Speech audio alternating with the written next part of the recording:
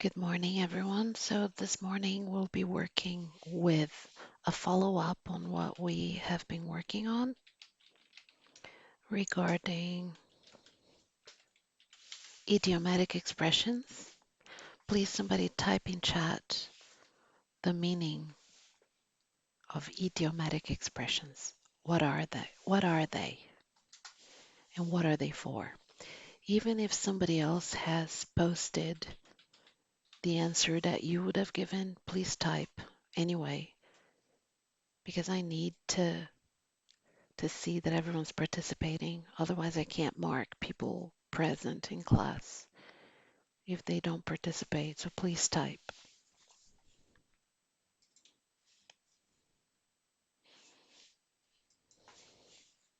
What are idiomatic expressions and what are they for? This is being recorded live. It is today, the 26th of September, and as usual, I feel obliged to tell you that this is not an old video that was recorded during the pandemic when all classes were online. I'm not passing off old videos as new. I'm actually recording this live today on the day that you have classes. And I'm here right now also typing in your chat.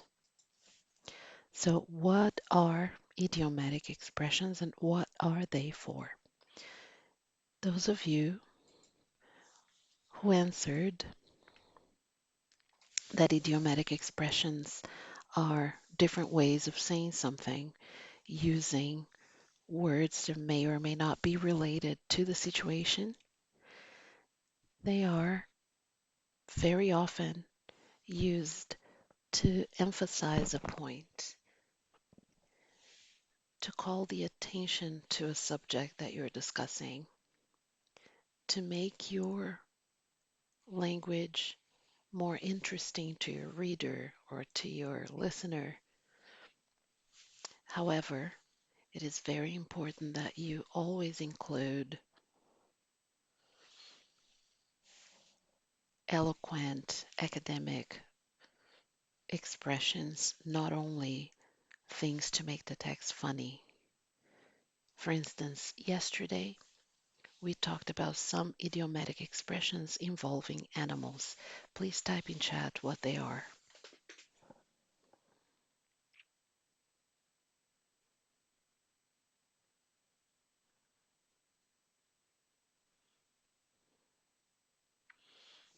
You may not remember all of them, but you may remember at least a couple.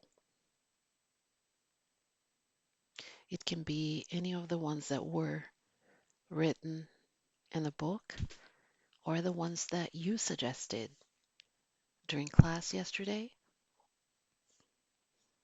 or some of the ones that I talked about. Please type. Everybody needs to type. I need to see your name in chat. And if you have a different username that I may not have seen before, please let me know that that's you.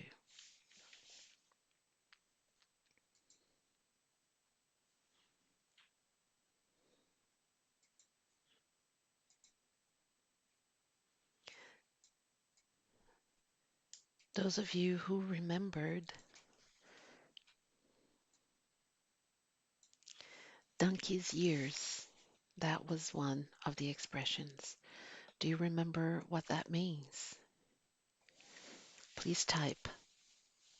Or I don't know if you're typing on your phone, maybe you're doing this. Please type.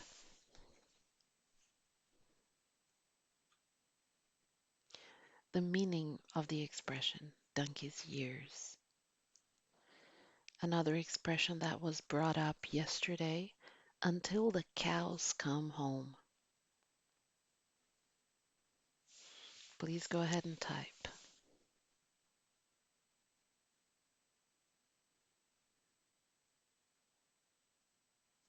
Another idiomatic expression was quiet as a mouse. One of you suggested that.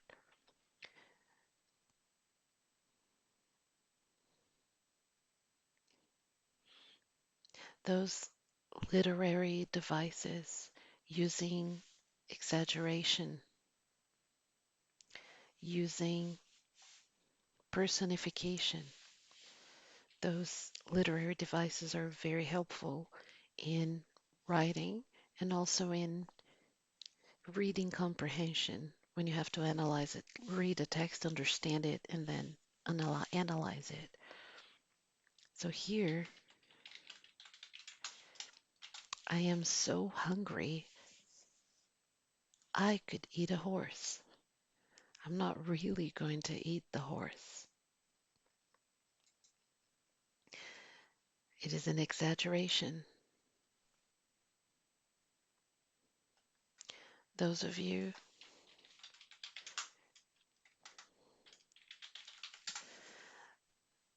those of you who do this once in a while, just know that it's okay to look up the definition, but I also want you to be able to explain what it means. So the dictionary definition: exaggerated statements or claims not meant to be taken literally. Hyperbole or hyperbole. It depends on what kind of pronunciation you want.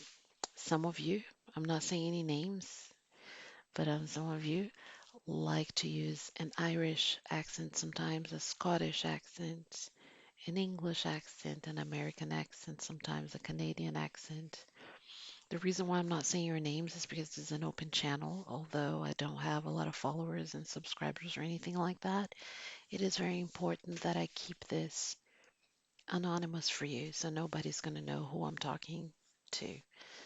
And there's no danger of this event happening because people don't come in. It's just you.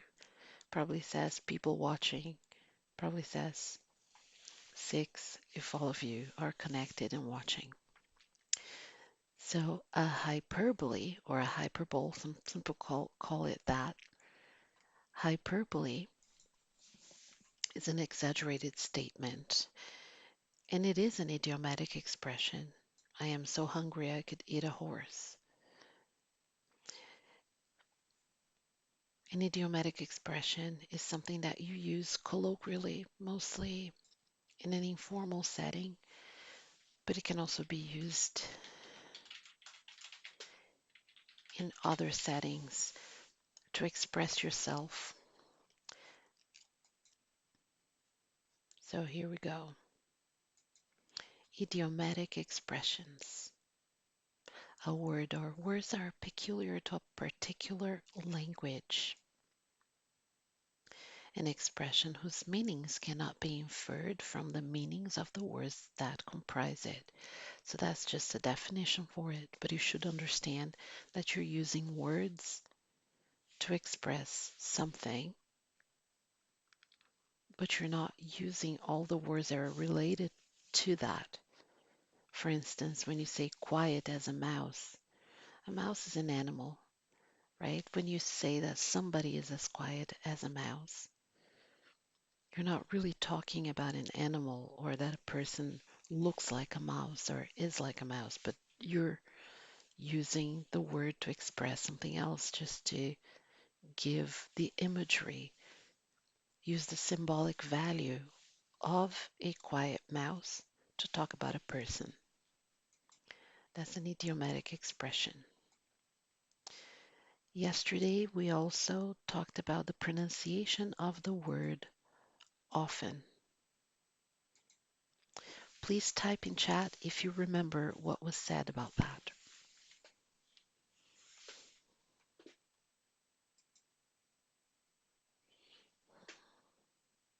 The pronunciation of the word often.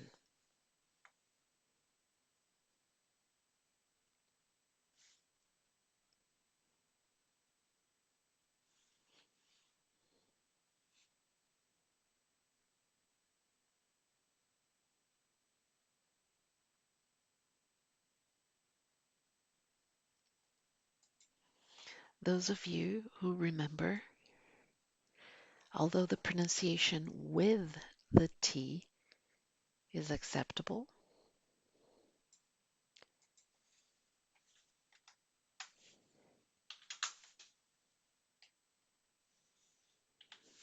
pronouncing it without the T is more eloquent and academic. This is arguably something that people should know but probably don't in general sense. I had an American student 7, 8 years ago learning Norwegian. He was also interested in English as a foreign language. He was thinking about going to Guadalajara in Mexico to teach English as a foreign language. And he pronounced the T all the time, and I never did. And I once he was saying, so I want to speak in a way that I want to sound like a teacher, and I corrected him in his pronunciation, and I said, often is the better option for this. And I think he got kind of mad at me because he's a native speaker, right? He was American. But it's not that it's wrong. Linguistically, as long as people understand what you're saying, you are correct. But grammatically and academically speaking, there are certain standards that are preferable to others. The word ofte in Norwegian, this word in Norwegian sounds so much like its counterpart in in English.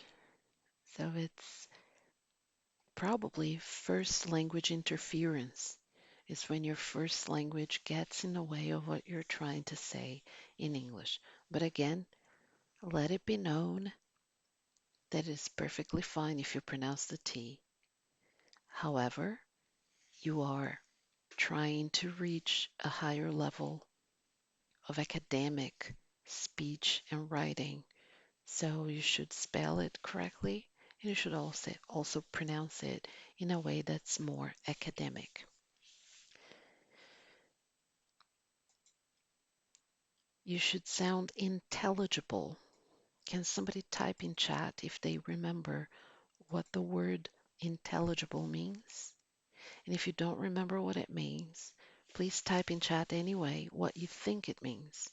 I need your participation so that I can mark you present for today's session.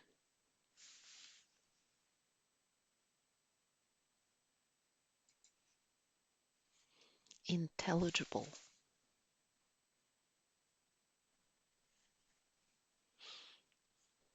So I'm probably in chat typing to you right now. I will be available at, it says 11:30 on the Teams calendar, but I'll be there as soon as this is finished. I'll already be on in case people need assistance. You have work to do. There are 2 sessions for the day, right? 10:30 to 11:15. Then you get marked present for that. And then if you continue to the second session and you do the work that you have to do and you hand it in on Teams, if you can't hand it in where it says uppgaver, send it in chat. There's no excuse for you to get the 2 classes, for me to mark you present from 11:15 all the from 10:30 all the way to 12. You have to be here now, typing in chat on YouTube, and you have to send me the work for this second session. Otherwise, you won't get, I have to mark you absent. If you don't know what I'm talking about something that in Norwegian is called fravær. So, intelligible. Intelligible could be seen as a false cognate because it looks so much like the word intelligent that people might be confused. about the meaning of it. Intelligible is not necessarily intelligent. As a matter of fact, a person can be, I don't want to say stupid, but yeah, a person can be stupid, ignorant, completely dumb, and still be intelligible. Meaning the person can say things that are absurd, that are wrong, but you can understand what they're saying. Intelligible means you are able to understand what the person is saying. Intelligibility. So let me write here. Intelligible is the adjective. Intelligibility. Intelligibility is your noun. So intelligibility is important. You can sound intelligible even if you don't have the academic parameters to consider yourself an intellectual. So it doesn't really have anything to do with that. It's just clearly, speaking clearly means that you have intelligibility. That's very important. But it's also important that you use academic vocabulary. A false cognate is a word that sounds and looks like something, perhaps even in different languages. For instance, let's take the word, right? That word, the exact same word, can be found in both Norwegian and in English. So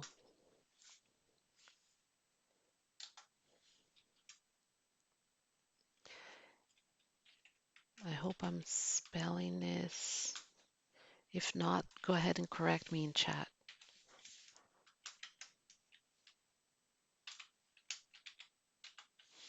So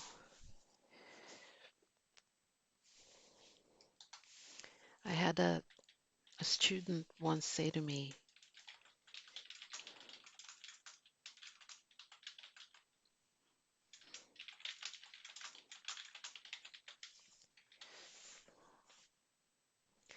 tell me what the problem is with that sentence. Please type in chat. Type away. You have to type so that I can mark you present for both sessions. This is what she said to me. Tell me, first tell me what's wrong with the sentence. And then secondly, I'd like you to explain to me why this person might have made this mistake.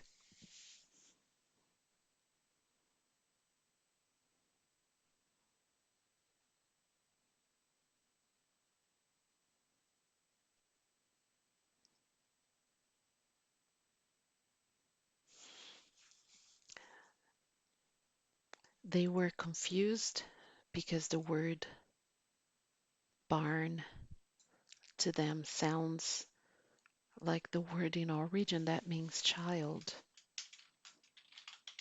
They should have corrected it.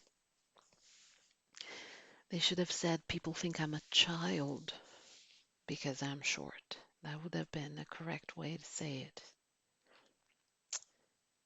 So, very important that you know. You might have on your exams, you might have a text, and they might ask you to analyze that text and explain where you could find literary devices like metaphors, euphemisms. We talked about euphemisms a while ago. Hyperbole, or also in the case of idiomatic expressions, you should be able to analyze a text and know what they are. Most native speakers that I know refer to idiomatic expressions as idioms. That's fine, it's not incorrect. But academically speaking, we're all always wanting to go to the next level when it comes to sounding the best way possible. So you will be advised to use idiomatic expressions instead of just the word idioms. Now let's talk about expressions that are borrowed from other languages. Yesterday we talked about the expression je ne sais quoi is a loan expression, right? Does anybody remember what it means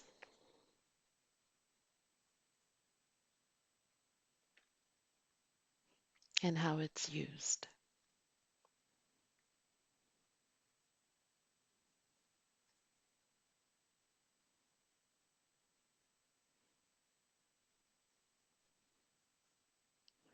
One of the things that we discussed yesterday was how it even sounds if you are paying close attention. If you know some Spanish and you know how to say, for instance, yo no sé, je ne sais, it kind of sounds a little bit like that. Je ne sais quoi. It's a quality that is impossible to describe. So I don't know what. Je ne sais quoi. It is a quality that a person has that is difficult to explain, almost impossible to explain. Another expression that's borrowed from another language. Which language, by the way? Faux pas. Faux pas. What is that?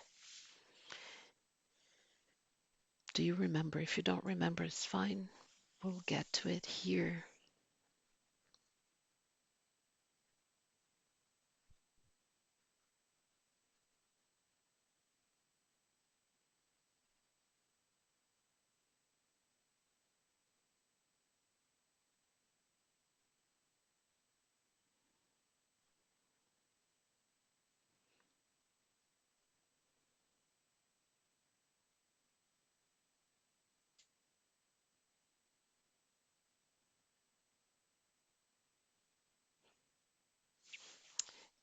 Let's talk about a faux pas.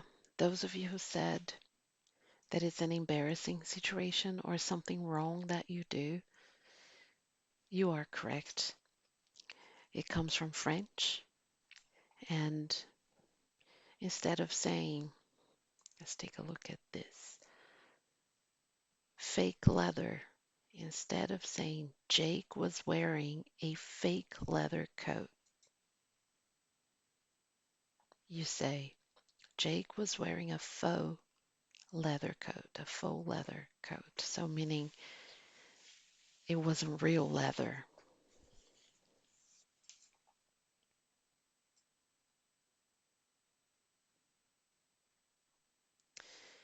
Now we're going into the next topic, which we started to talk about yesterday. I believe one of you was going through the pages in your book and you found the activity that you're actually going to do today. This is what you found. Norwenglish. In the following sentences, written by Norwegian pupils, some Norwenglish expressions and false friends. I don't like that word because you are at a higher level of English right now. Why say false friends? False cognates is what they're called. Have sneaked in. Identify and correct the errors.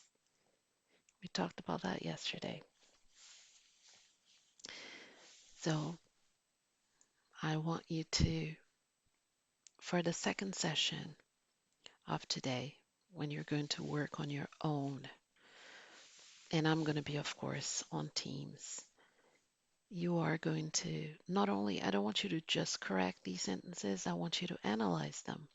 I want you to provide an explanation for each and every sentence and give it your touch when you write the sentences, when you explain it, Make it as academic as possible. Use your skills in academic English to the best that you can for these. There are only 8 sentences. Doesn't sound like it's too much, or maybe it does, but you need to do it so that I can mark you present for today's session. So the word fabric. What does the word fabric mean? Type it in chat. What does the word fabric mean?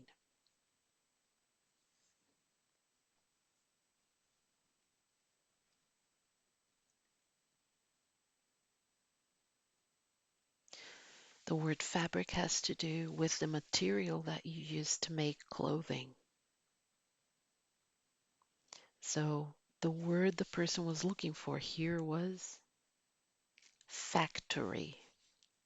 Factory. First language interference is very common and is nothing to be ashamed of, but it's something for you to be cautious of when you speak, especially when your exam. If you have to do an oral exam, you should be prepared to show how much English you know, not just translating things literally, word for word, which is the case in letter B. So you will be analyzing these sentences. Translating something literally means translating something word for word. Here's another example of false cognates. I know that the term false friends has been popularized by teachers and grammar authors, but let's give you the jargon that you need for this, the language that is very eloquent. Cognates. They are words that sound and look like words that you know perhaps from another language, but they don't mean what they mean in that language. For instance, I often see students write this. It is incorrect. They use this word because it's a false cognate. The correct way to say jag jobbar här is I work here. I work here.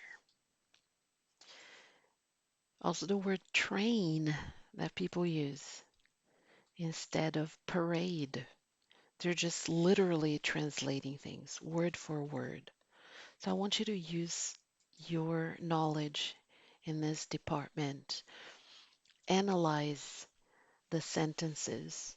For instance, homophones. We had a good example the other day when I was sending you guys a message, and I was typing on my phone, and then I decided to use speech to text.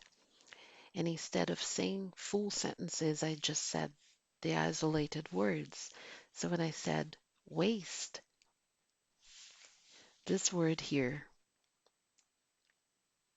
was written in the message, but one of you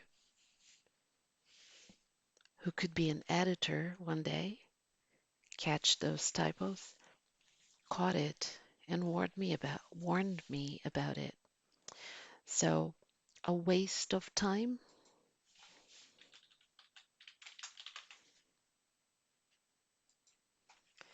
or I put a belt around my waist.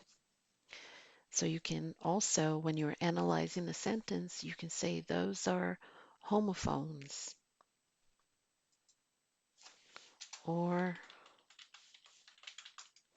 homonyms, like the example I gave you before.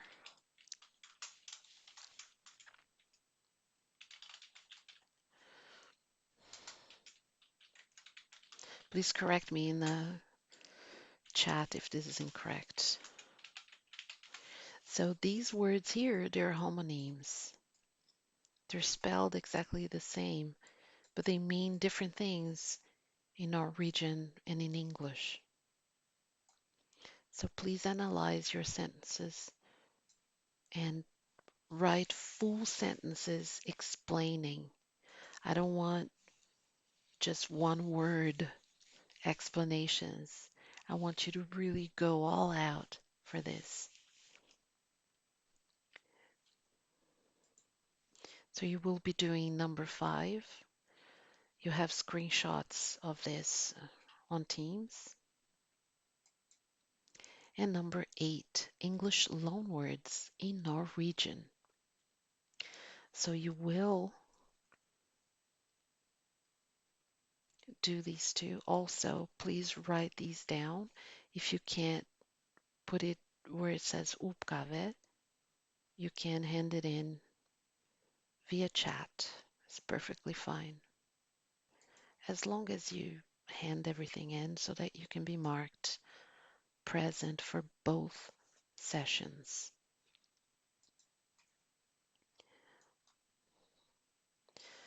Just to round us up, let's do a lightning round. These are ways in which you can communicate to people an idea using completely unrelated words. Type in. I'll give you 30 seconds.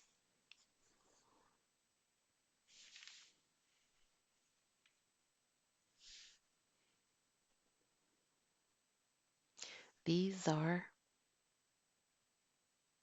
ways in which you can communicate an idea using completely unrelated words or ideas. I gave you some examples that used animals. What are they?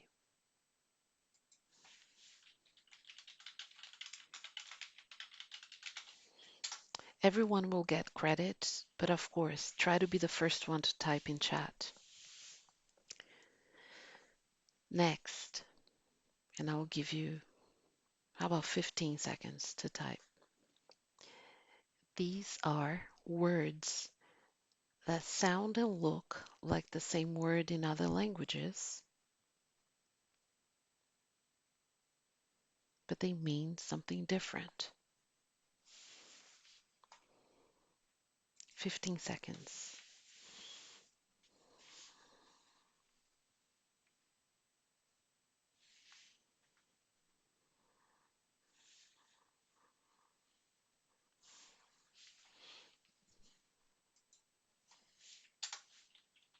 False cognates.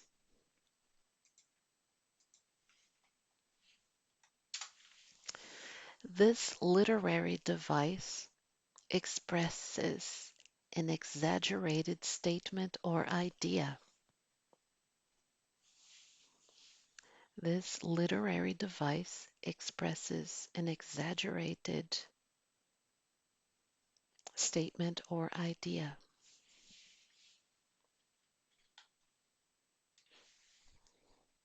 Let me give you some time. I don't know, if you're taking notes, you probably have it. 5 more seconds.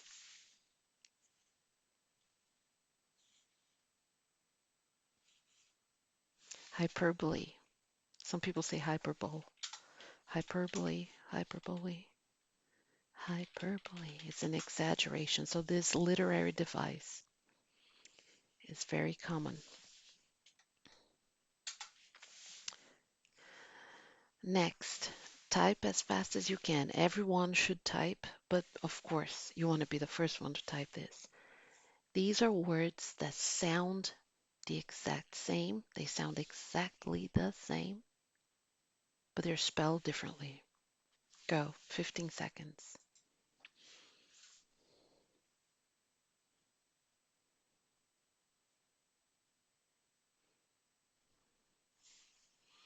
Five more seconds. Maybe everyone has already typed. I'm in chat checking this out. Words that sound exactly the same but are spelled differently. homophones.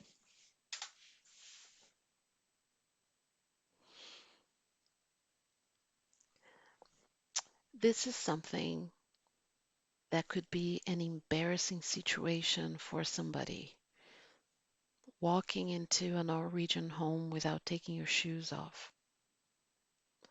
It's a word, an expression rather, borrowed from French.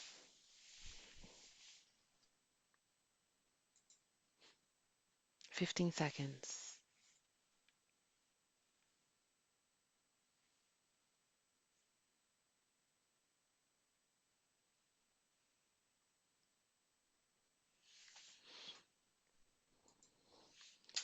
It's a faux pas.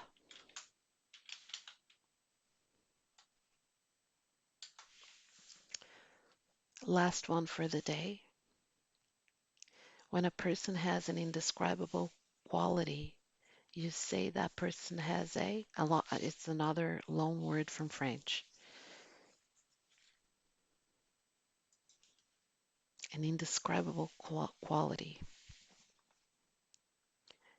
Kind of sounds a little bit like Spanish.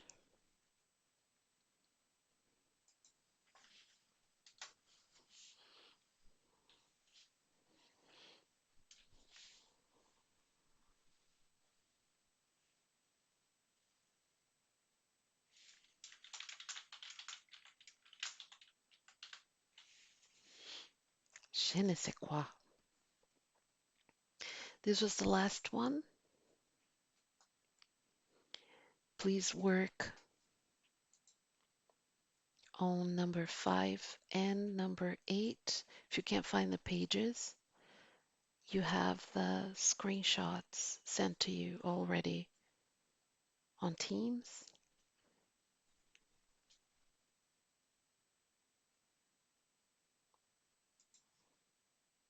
I hope you all have a great rest of your day, but remember I'll be on Teams on video. The link is already where it says Generelt on Teams. So please do your work. Remember for me not to give you an absence, fravær, for me not to give you one.